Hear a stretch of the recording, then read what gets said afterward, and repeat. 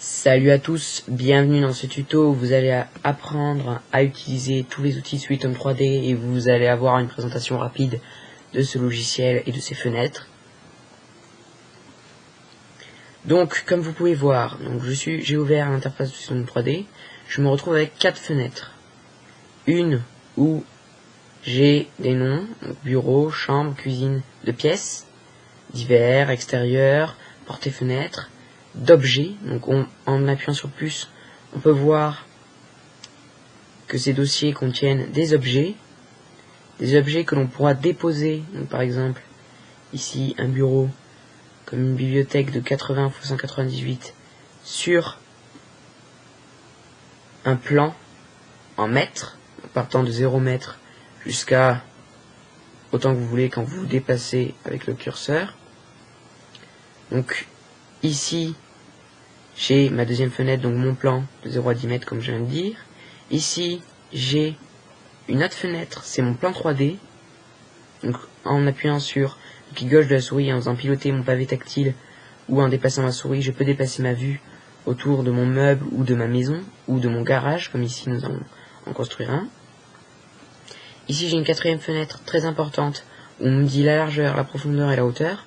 En double cliquant dessus, il y a une fenêtre qui m'apparaît sur laquelle je peux changer les particularités de l'objet, son hauteur, sa profondeur, sa largeur, la position de X et Y en centimètres, son élévation, son angle, sa couleur, sa texture et ses matériaux, ainsi que sa brillance qui est soit inchangée, soit mat, soit brillant, etc. Donc, surtout, cette fenêtre est très importante parce qu'on peut, via cette fenêtre, rendre visible ou non visible l'objet. Donc, si vous restez, que vous désélectionnez par exemple cette fenêtre l'objet, et que vous sélectionnez l'objet là, vous pouvez en appuyant sur Supr, la touche Shift de votre ordinateur, ou en appuyant sur supprimer votre objet. Donc, ces fenêtres, vous voyez bien qu'elles sont ces deux fenêtres sont peu importantes, parce que celles-ci, les mots ici ne prennent pas beaucoup de place, donc vous pouvez raccourcir jusqu'ici, à peu près. Tandis que ces deux fenêtres vont être beaucoup plus importantes. Donc moi, je vais le mettre, cette fenêtre à moitié, à peu près, de notre surface de travail, car je veux vous montrer le rendu 3D en même temps que le rendu 2D. Mais si vous faites une maison assez grande, je vous conseille d'enlever cette barre et de la remettre à votre disposition quand vous voulez voir le rendu 3D des plans que vous avez déjà tracés. Donc, on va commencer par travailler donc sur cette barre d'outils. C'est la barre d'outils de Sweet'Home 3D. Elle est simple. C'est justement pour ça que Sweet'Home 3D se démarque des autres logiciels payants comme 3D Architect Facile, 3D CAD Pro, 3D Architect Pro. Donc, il est gratuit, il est simple d'utilisation comme on va le voir tout de suite. Donc on va commencer par le premier outil. C'est cet outil, donc, si vous allez dessus d'ailleurs ça vous le met, créer les murs. Ça vous permet justement de créer des murs, c'est cette icône. Donc, vous allez cliquer où vous allez placer votre curseur et cliquer avec votre clic gauche où vous voulez sur votre plan en 2D. Donc ici, je vais me servir des mesures qu'il y a ici et ici. Je vais faire un garage de 10 mètres sur 5 mètres. Je vais donc me mettre à 0 mètres, puis aller jusqu'à 10 mètres, puis ensuite 500 mètres, donc jusqu'à 500 mètres, puis jusqu'à 10 mètres, puis je vais aller rejoindre cette autre mur. Donc vous avez juste, là ça devient bleu, ça veut dire que ça va joindre ces deux murs, comme on peut le voir sur la vue 3D aussi. Tac. Donc là, il faut appuyer sur la flèche, parce que sinon, si vous cliquez gauche sur le plan, ça va vous créer un autre mur. Donc cliquez sur la flèche, et voilà. Donc là, vous utilisez la main, un autre outil très simple et intuitif, qui va vous permettre de vous déplacer pour pouvoir observer votre rendu. Donc voilà, donc là, on a créé un rectangle.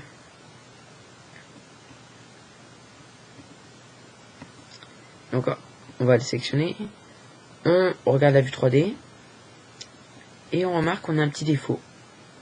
J'ai vu un petit défaut, voilà, ici, on le voit aussi sur le plan.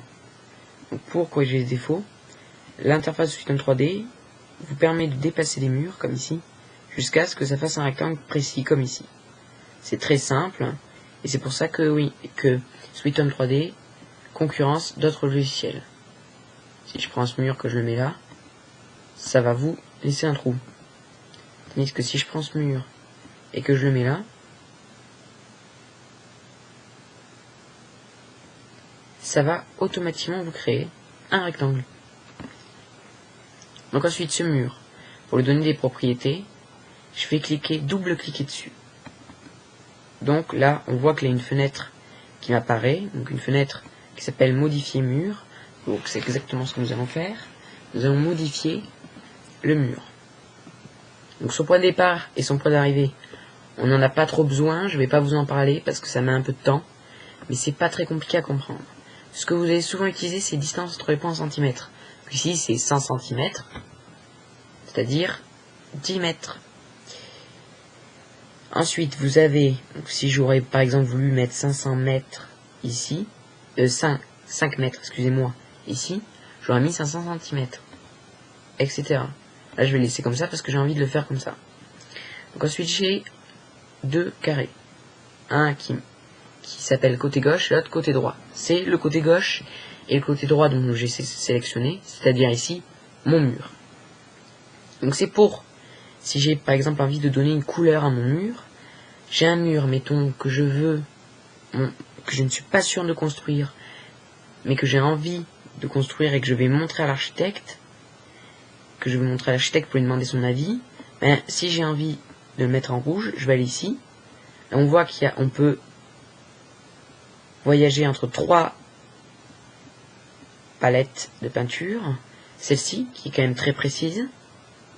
Donc un point en plus pour SweetHome 3D, ce logiciel qui vous permet d'avoir une palette de peinture assez complexe. Ici on a les couleurs récentes. Donc ici je peux sélectionner une couleur, par exemple si j'ai envie de le mettre en rouge. Ou ici, encore plus précis, on peut carrément entrer des chiffres. Et ici, la précision extrême avec que des chiffres. Je vais annuler parce que moi j'ai pas envie de mettre une couleur mais une texture pour ce mur. Donc texture. Donc une texture, c'est quand vous cliquez sur texture, ça va vous ouvrir une fenêtre. Donc ici on a plusieurs textures. Donc on va aller sur la texture mur. Mur. Parce que les textures sol, on va pas mettre une texture sol à un mur, c'est logique. Donc comme vous voyez, on a pas mal de textures, mais pas trop, parce qu'il y a vraiment beaucoup de textures dans le monde d'aujourd'hui. Donc pour en avoir plus, si vous avez une texture spéciale que vous voulez vraiment la mettre, vous allez cliquer sur importer, ça va vous ouvrir une page internet, et via internet, vous allez importer la texture dont vous avez besoin. Donc mur de pierre, je vais prendre celui-ci parce que j'ai envie de faire un garage en mur de pierre. Tadam! Donc là j'ai fait un mur de pierre pour mon côté gauche, et je vais faire pareil pour le côté droit, parce que c'est logique sinon. Je vais pas avoir un côté gauche avec de la pierre et un côté droit sans rien. Donc je mets un mur de pierre. Ici, j'ai une autre fenêtre donc, qui s'appelle motif et couleur du dessus. Donc, sur cette fenêtre, je vais pouvoir modifier le motif dans le plan. C'est-à-dire, ici vous remarquez que c'est des petits traits là. C'est-à-dire celui-là. Mais à la page, je peux mettre des petites croix. Si j'ai par exemple envie que ce mur se démarque des autres. Parce que par exemple, comme tout à l'heure, au lieu de le mettre en rouge, je suis pas sûr de le faire et je vais demander l'avis à l'architecte, etc. Donc là, moi, je vais le laisser comme ça parce que celui-là, il a rien d'important. Je vous montrerai, je vais mettre celui-là plutôt à la porte du garage qui se situe ici et qu'on fera tout à l'heure. Donc, ensuite la couleur dans la vue 3D, on va la mettre par défaut. Sinon, on peut mettre une couleur dans la vue 3D en cliquant sur ici avec les trois palettes comme tout à l'heure. Donc la couleur dans la vue 3D, ça veut dire que ça va vous afficher une couleur rouge ici, pas ici. Donc, moi je vais mettre par défaut.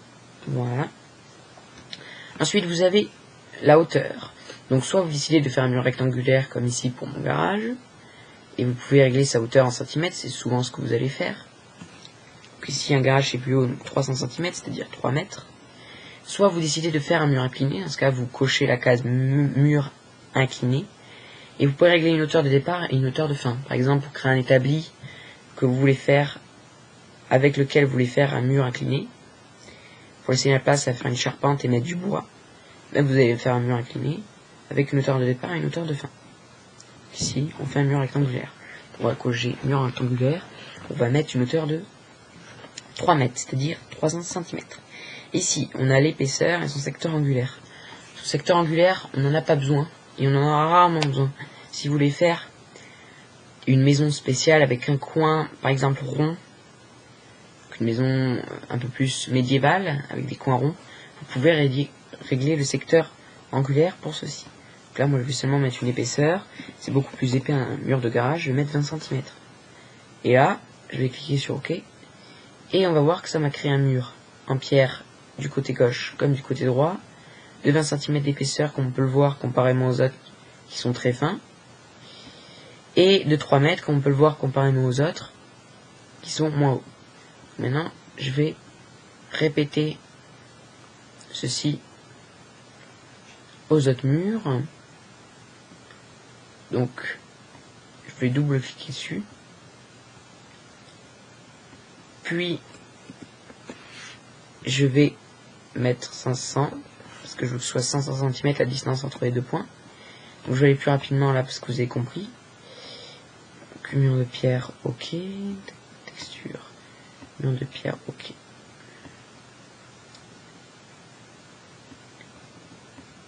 Tac.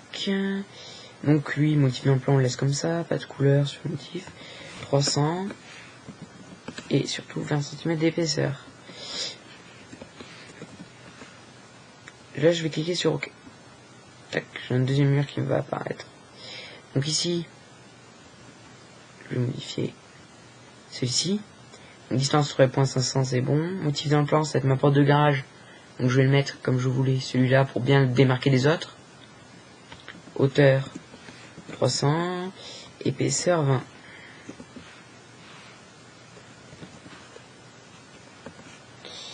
Ok. Ah, j'ai mon mur qui a été créé. Donc là, je vais déplacer celui-là. Là.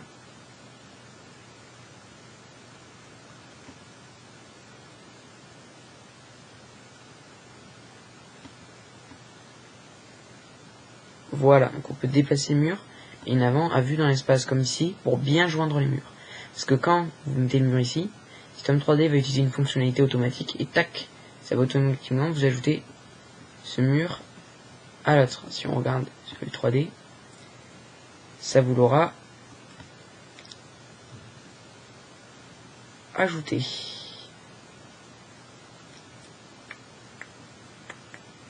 Donc ici, je vais vous montrer comment faire la texture de tous les murs en même temps à l'aide d'un outil. Donc on va le faire ici que pour deux murs, la porte du garage et ce mur. Pour mieux voir, je vais agrandir un peu ici. Comment faire la texture en même temps. Donc on va seulement régler la taille et l'épaisseur. Et je vous montrerai comment faire toutes les textures des murs en même temps. C'est très simple et c'est avec un outil qu'on appelle créer les pièces. Donc celui-là, je vais encore régler les propriétés. Distance entre les points, 100, 1000 plutôt. Donc ici non. Donc là je vais laisser les textures pour montrer comment faire. Donc mur rectangulaire, hauteur 300 cm, c'est-à-dire 3 mètres. Et ici épaisseur 20 cm. Ok. Donc voilà. Là j'ai finalisé mon mur, je l'ai créé. Donc je vais vous montrer comment faire deux textures en même temps, ou même la texture de tous vos murs en même temps. Hein, donc on peut la faire donc soit en solo ici, comme on a vu tout à l'heure, en cliquant sur texture. Pareil pour la couleur. Ou sinon on peut le faire en un seul outil, créer les pièces. Donc créer les pièces. Donc ça va vous faire apparaître un curseur. Donc vous allez au coin de votre pièce à chaque fois avec votre curseur. Là ça va vous faire apparaître un petit rond bleu quand vous êtes bon. C'est pour vous aider. Donc ici, tac, rond bleu encore. Tac, rond bleu encore. Tac, rond bleu encore. Donc là c'est comme pour la création de mur, il faut recliquer sur la flèche pour passer à notre mode de section. Donc voilà. Donc là on a vu.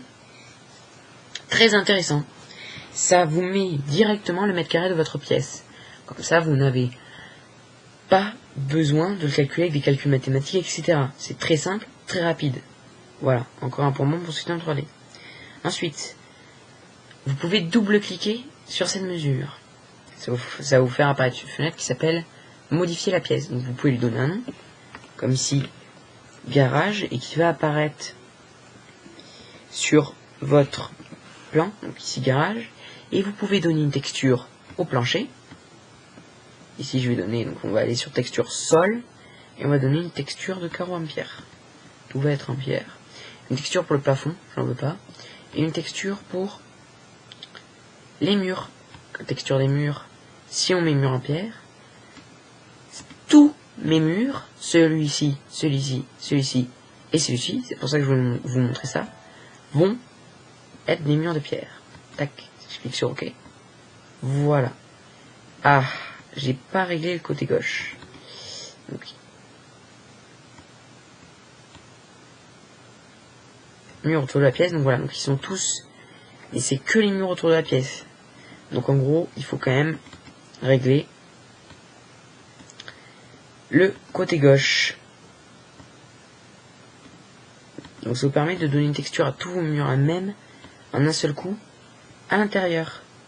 C'est vraiment très rapide et pratique. Donc voilà, là j'ai le nom de ma pièce, le mètre carré de ma pièce qui est créé, et je vais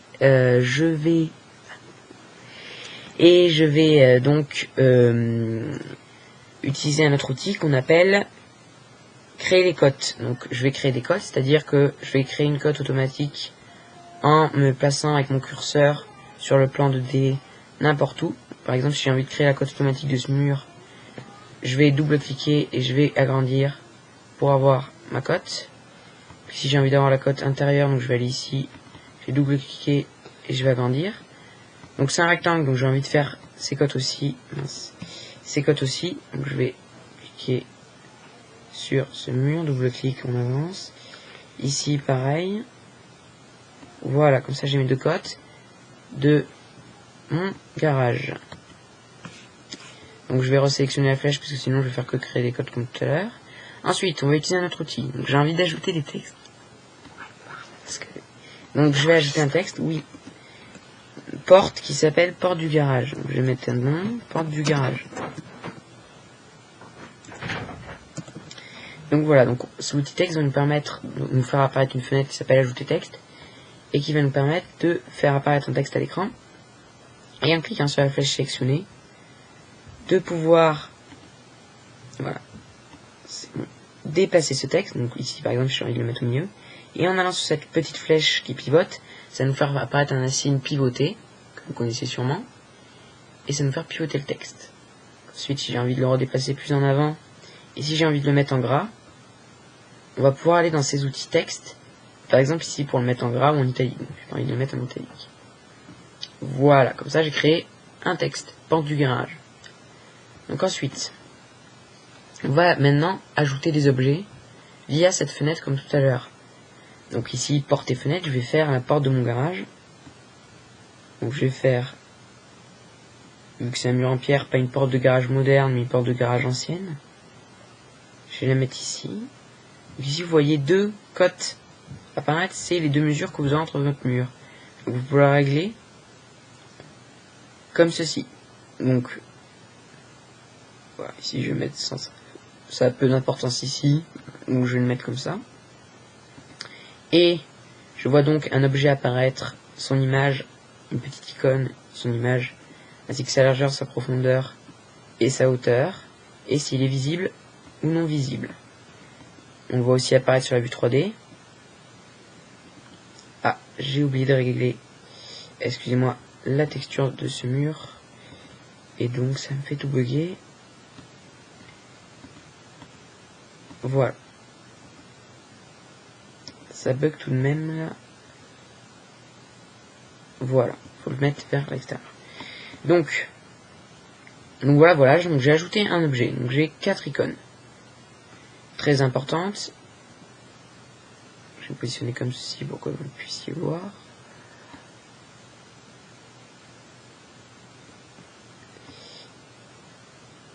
Donc, je vais y arriver. Voilà. Donc j'ai 4 icônes. J'ai l'icône, j'ai l'icône pivotée. Donc comme tous les icônes pivotées, ça nous fait pivoter le mur. Donc là on n'a pas besoin parce qu'on veut que ce soit inséré au mur. Ça a bugué. Ça bug rapidement là. Voilà. Donc là on a une petite icône ici qui nous permet d'élever notre mur. Donc là c'est via la, soit ici ça va vous faire apparaître un cadre jaune justement de l'élévation que vous voulez mettre. Ici, je vais mettre aucune élévation. Mais, on peut le voir d'ailleurs sur la vue 3D, ça s'élève. Si je mets élévation 0 cm parce que j'en veux pas. Et enfin ici, une note qui vous permet de régler la largeur de votre porte. Si vous voulez une porte très large ou peu large, vous pourrez régler la largeur de votre porte manuellement. Donc ici on va mettre 200. Voilà, c'est réglé manuellement. Et pareil, ici c'est pareil que cette icône, c'est l'élévation, mais pour le dessus. Donc on peut aussi régler les particularités de l'objet en double cliquant dessus. Ça nous fait apparaître une fenêtre cette fois-ci qui s'appelle modifier meuble. Donc je peux lui donner... Je peux modifier le nom. Je peux modifier la position de X en cm, de Y en cm, son élévation. Donc ici 0 comme on a vu tout à l'heure. Et son angle. Je peux aussi modifier sa largeur. Donc ici 200 comme on a vu tout à l'heure. Si j'ai envie de mettre 300 plutôt.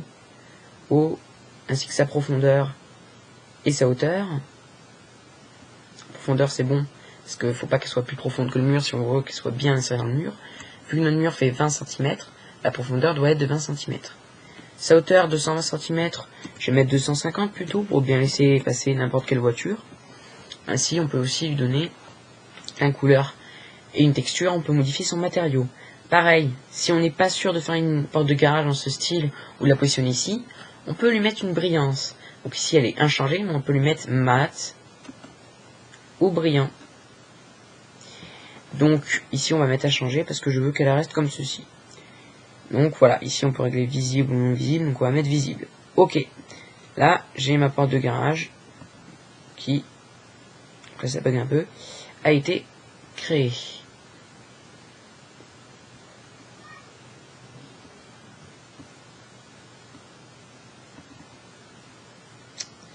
On va faire ça, que ça arrête de bugger.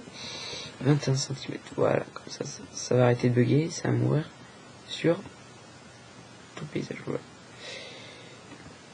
Donc oui, donc comme tout logiciel, on peut avoir de petits bugs, mais c'est assez rare sur Suitom 3D. Ça m'arrive rarement. Donc voilà. Donc on va insérer d'autres objets très rapidement.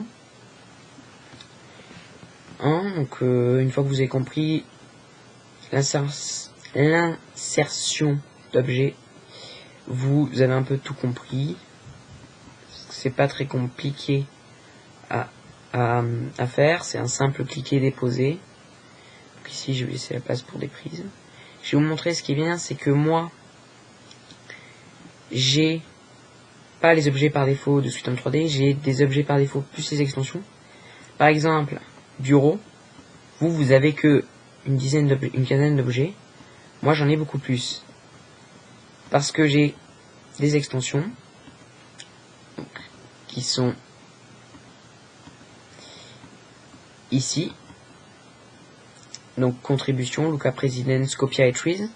Donc que je vous expliquerai comment prendre pour un autre tutoriel si vous êtes intéressé, parce que ça peut être très intéressant de le faire. Donc on va poser d'autres objets divers sur notre établi. Là c'est vraiment pour se la péter entre guillemets, parce que c'est vraiment pour s'amuser quoi, parce que ça, poser un marteau sur notre établi, on s'en fout un peu, mais bon, voilà. Ce qu'on s'en fout moins, c'est les prises électriques doubles, parce que j'ai besoin de prises électriques. Et je vais vous montrer. Donc là, j'avais laissé la place pour une prise électrique. Tac. Et je voulais absolument montrer à l'architecte la prise électrique double et les prises électriques de mon garage. Donc là, vous pouvez voir un bon truc de Suitom 3D. Il vous place automatiquement les prises électriques en bas, comme ici. Tandis que les interrupteurs sont plus hauts. Tandis que les interrupteurs, qu'on a deux types ici, si vous le mettez au même endroit, il va vous les positionner vers en haut, comme en vrai. Donc c'est vraiment très pratique ça. Après, bien évidemment, vous pouvez aller sur interrupteur, élévation, vous pouvez mettre 200. Un interrupteur plus haut, 200. Donc là, mon interrupteur va être beaucoup plus élevé. Donc là, moi, je vais mettre 150. Donc on double-clique. Interrupteur, oui, interrupteur, hein. 150 cm. Ok. Donc, voilà, donc là on a mis nos interrupteurs. Donc ça c'est assez important. C'est pour ça que je vous conseille d'avoir cette extension. Parce qu'on a beaucoup de radiateurs, beaucoup d'interrupteurs. beaucoup de prises électriques, et ça c'est vraiment important pour votre pièce. Donc voilà, donc on a vu